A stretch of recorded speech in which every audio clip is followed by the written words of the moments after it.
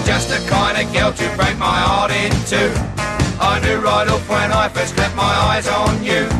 But how was I to know you'd been my heroes too? With your incessant talking, you're becoming a pest. Rabbit, rabbit, rabbit, rabbit, rabbit, rabbit, rabbit, rabbit, rabbit, rabbit, rabbit, rabbit, rabbit, rabbit, rabbit, rabbit, rabbit, rabbit. Now you're a wonderful girl. I was thinking about it, even our wedding. You know, 3 days before our wedding, we got married. No one knows that, but we called the Archbishop and we just said, look, this thing, this spectacle is for the world, but we want our union between us. So like the vows that we have framed in our room are just the two of us in our backyard with the Archbishop of Canterbury, and that was the piece that... Just the three of us. Just the three of us. Just the three of us. Our survey said...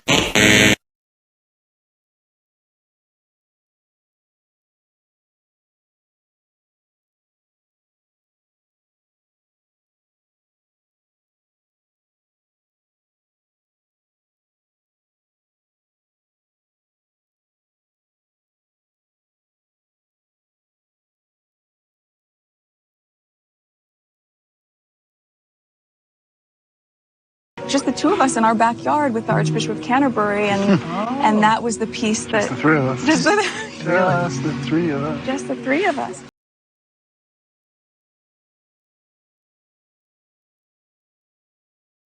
They didn't want him to be a prince or a princess, not knowing what the gender would be, which would be different from protocol. Our survey said... Meghan Markle said that there was a decision taken by the palace to stop Archie being a prince based on his potential skin colour. That is completely untrue.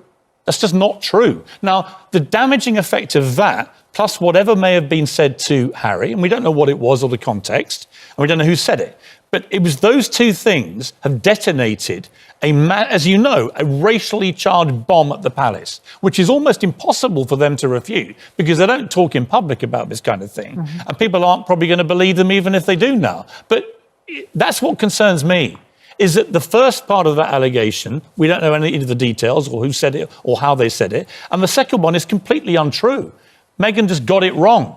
Archie hasn't been prevented from being a prince because of his skin colour. And that's been now believed by Americans on national television there. And that is damaging. But again...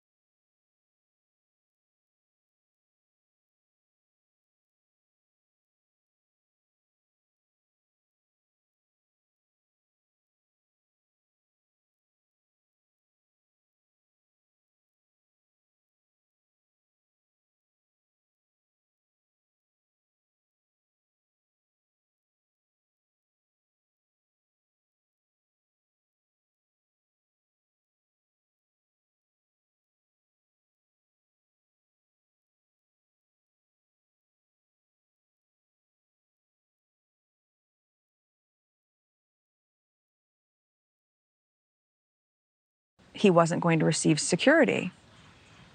What? It was really hard. Our survey said...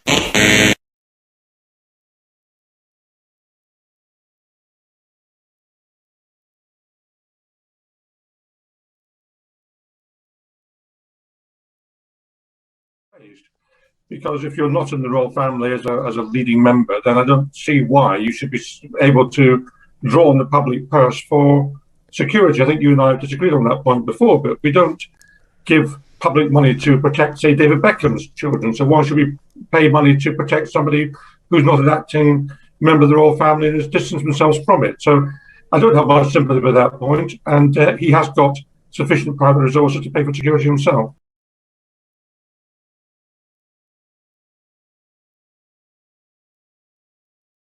Won't be given security. It's not going to be given a title. And also concerns and conversations about how dark his skin might be when he's born. What? Hold up. There's Stop several right now. there's several conversations. There's a about conversation with you it. With Harry. about how dark your baby is going to be? Potentially, and what that would mean or look like. Ooh. Our survey said. There's Stop several right now. There's several conversations. There's a about conversation. it.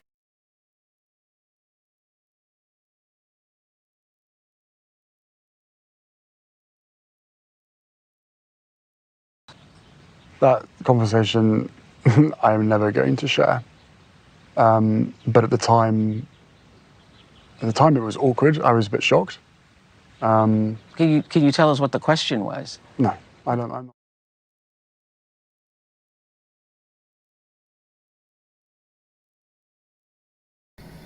But that was right at the beginning, right?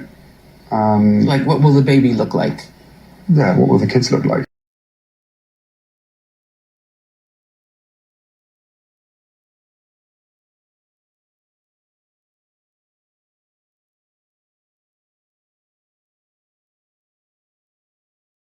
What I noticed as we went along, you'd hear one sort of bombshell accusation, and then you'd think, well, hang on, I'm sure half an hour ago we were on the same subject, and I heard something else. So probably the most loaded accusation of the lot is early on in the interview when the Duchess talks about the issue of race and brings it in alongside the issue of security and an issue of a title for Archie. She says that when she was pregnant, there was this very unpleasant conversation involving the colour of Archie's skin, and it was linked to security and to him getting a title.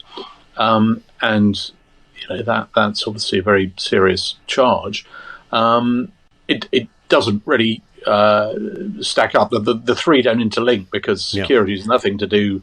That's a matter for the police, and the titles are laid down by 100-year-old law.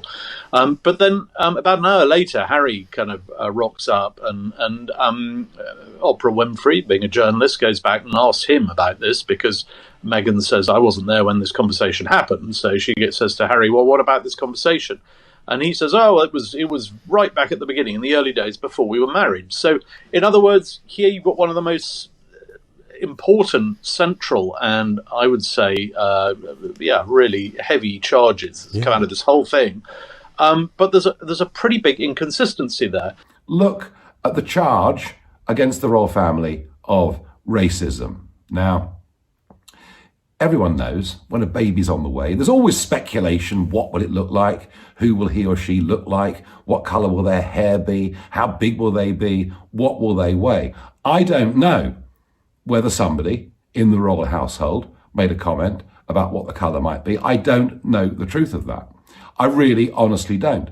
But when Meghan was questioned on that, did somebody in the royal household ask what colour the baby would be? She said potentially. Either way, we won't know. But it is the slur of racism against the royal family which really upsets me. The Queen is coming up now for 70 years, not just as the Queen of our country, but head of the Commonwealth. She and the royal family have ceaselessly, over the decades, toured round the Commonwealth, something that has meant so much to them. The vast majority of the 2.3 billion people that live in the Commonwealth are Asian or black. You could argue the royal family have done more for people of colour than any other family or group of people in the world. So that charge, to me, just doesn't stand up.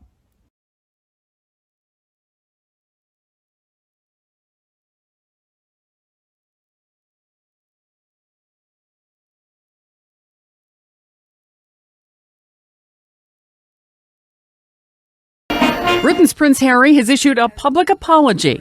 That's after a British tabloid newspaper posted this video from 2006. Anybody else around here? Harry can be heard using offensive and racist language while walking around this airport departure lounge with other officer cadets. The men were waiting to fly to Cyprus for training exercises. Little packy friend. In another clip, Harry can be heard using a derogatory term for another cadet wearing a headscarf. You look like a raghead. But I've got to do something for my own mental health, for my wife's, and for Archie's as well, because I could see where this was headed. Our survey said...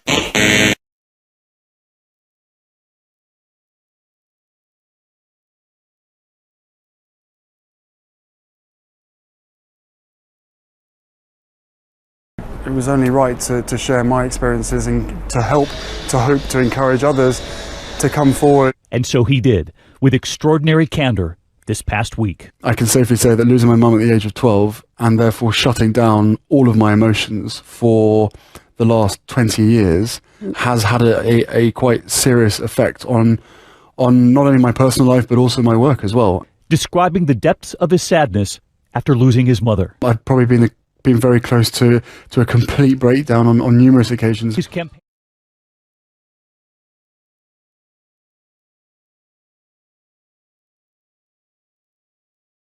You can talk about it as work, and if you don't have necessarily the right tools or the right environment at work, then you can see why things snowball and get quite bad. I was lucky enough that I sort of identified that something was going on. I spoke to a lot of people about it. And that talking and that kind of dealing with it, knowing also that my colleagues I work with who've been in the medical profession for 30 odd years in some cases, they also were feeling from this particular job very troubled.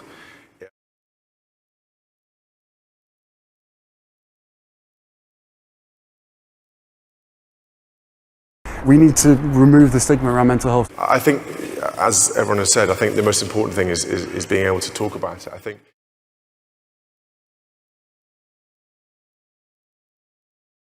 They have medical expertise that come to them. Right. They have there is a royal doctor.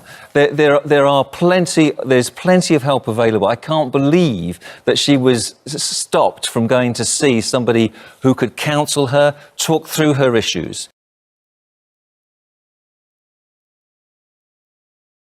She's a bit of a cut and run. Right. Throughout her life, and all her family, her father, her ex-husband, her ex-friend, they've all been cut out of her life, right? And it's an interesting observation that I happen to be one of those people. Meghan Markle invited Oprah as their honoured guest, to the surprise not just of reporters, but of Oprah herself. She'd only met Meghan once, and here she was, front row, virtually. But the thing is, Oprah wasn't just a celebrity. Let's be frank, Meghan Markle is an extraordinary social climber. Oprah was also someone who could be useful in the future. Markle could rely on her to back her up at times like right now and help her play the race card. And Oprah today gave Harry and Meghan Markle absolutely free rein to smear the royal family, not questioning even the most literally unbelievable claims and interpretations.